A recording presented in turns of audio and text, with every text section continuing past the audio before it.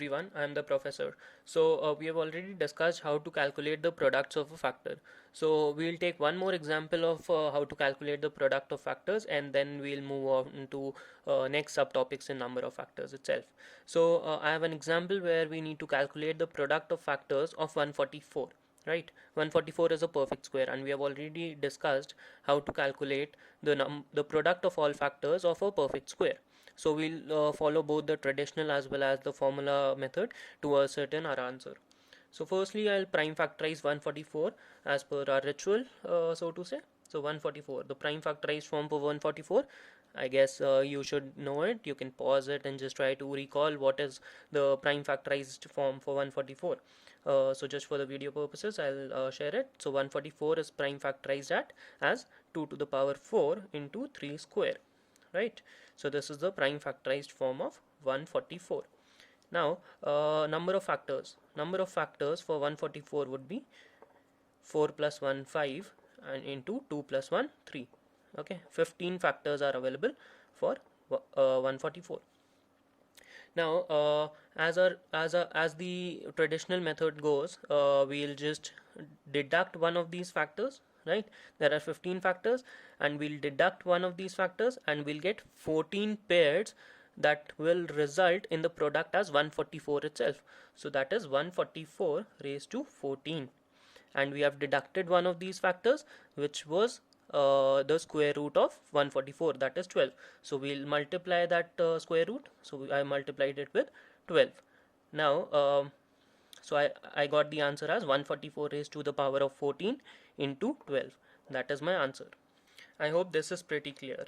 So now going by the formula method, it's very simple. Just take the number raised to the number of factors, the number itself raised to the number of factors divided by 2, which gives me 144 raised to the power of 7.5. I'm really sorry, here it should be 7 instead of 14. It should be 7. There would be 7 such pairs, because there are 14 factors that I'm considering. I've left out the 12, so there would be 7 such pairs.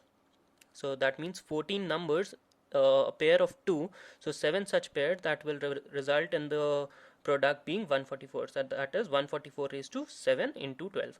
Now here by the formula method, it's 144 raised to the power of number of factors divided by 2. So that is 144 raised to the power of 7.5, which was same as this, because 12 is nothing but 144 raised to the power of 1 by 2, and if I add it, it would give me 144 raised to 7.5. So that is my answer. Now we have already discussed how to calculate the number of factors from a number. Let's try to move backwards a bit. By moving backwards, I mean we have already calculated from the number. We can calculate number of factors, right? Now let's go back. We'll try to find out the number given the number of factors. So let's see what we were doing when we were calculating the number of factors from the number. We were breaking it down into prime factorized form, and then we were adding a 1 to the power, because there were one more options, because we were considering from the power of 0 till the power itself, and trying to multiply that to calculate the number of factors. So in case our number was n, and the prime factorized form was in the form of p1 into p2 into p3 raised to the power a, b, c, where p1, p2, p3 are nothing but prime numbers, that are 2, 3, 5, 7, 11, and so on and so forth. And to calculate the number of factors, we added a 1 to these powers, that was a plus 1 into b plus 1 into c plus 1, and so on and so forth, given the number of prime numbers which are available for a number. So let's see, how do we go back from this to the number itself. Suppose if a number n has 3 factors. Okay, so n has 3 factors. So what sort of a number this n should be? So n definitely has to be, since we were adding a 1 while calculating the number of factors. Now if I have the number of factors, to go back to that power, I need to deduct a 1. Okay, so that number would be of the form p to the power 2, where p is a prime number. Okay, so this number n, if it has 3 factors, it has to be of the form p square. where p is the prime number, because it cannot be further distributed or factorized, because p is itself is a prime factor. Now let's consider another one. If n has two factors, if n has two factors, again we'll deduct a 1 to go back to n, so n would be of the form p raised to the power 1, where p is again a prime number, is a prime number. Now there is a beautiful question based on this concept as well. So it goes like, how many numbers up to 100, how many numbers up to 100 have three factors?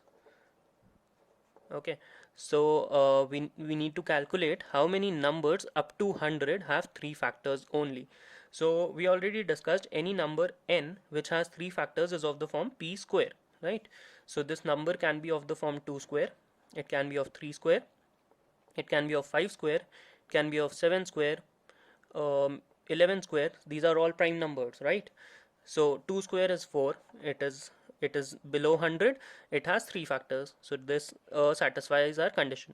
3 square is 9, this again is below 100 and it has three factors.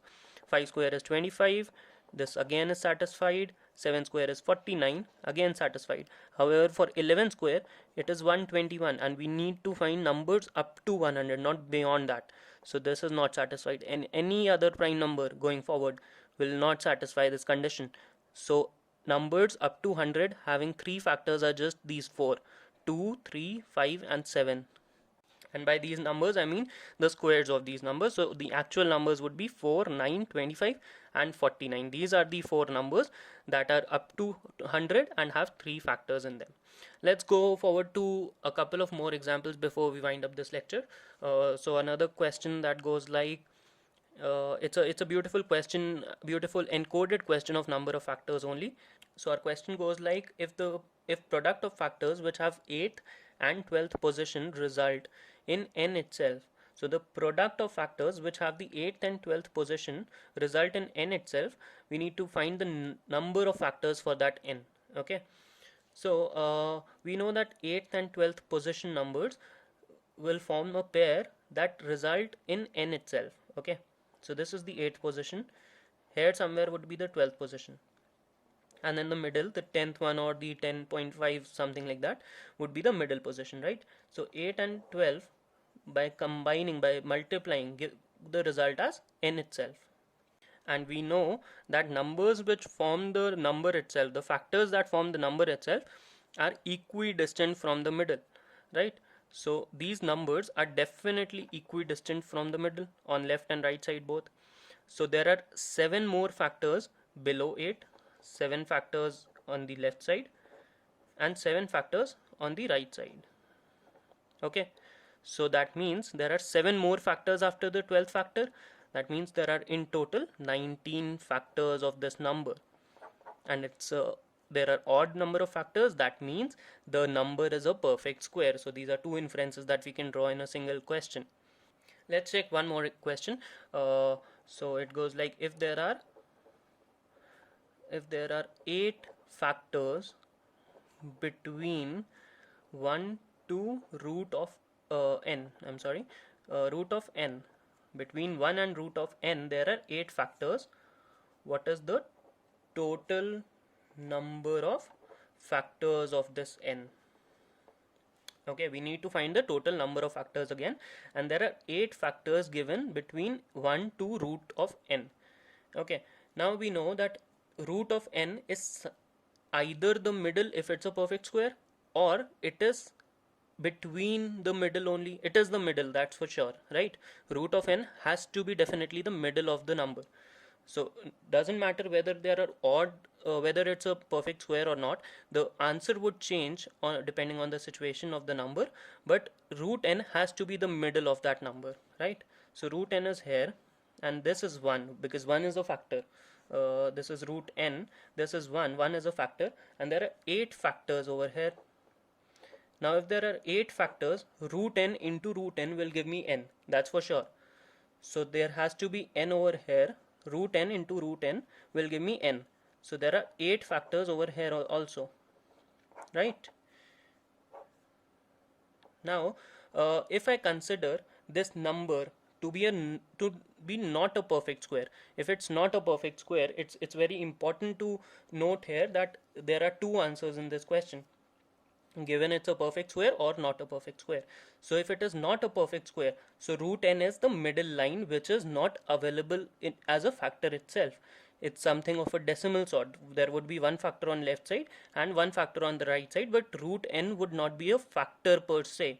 So there are 8 factors on the left side, 8 factors on the right side, that are 16 factors, and 1 and n are also the factors of the number. So there are 18 factors in total if this n is not a perfect square.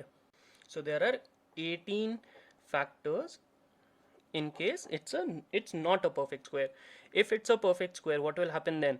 Root n will also be a factor of this number, right? Because root n, if it's a factor, only then it can be root n into root n will give me n. So root n will be a factor if it's a perfect square. So there are 8 and 8 16 plus this 1 and n that are 18 factors, and plus this root n. So there would be 19 factors in case this number n is a perfect square. So this is very important to note that this question can have two answers. So there would be options like A 18 factors, B 19 factors, C A and C both, or D none of these. So you need to mark C, that is both A and B, 18 as well as 19 factors are possible for n. Okay, so that's about this video lecture. Thank you for watching. Keep studying, stay safe. I'm the professor. See you. Bye bye.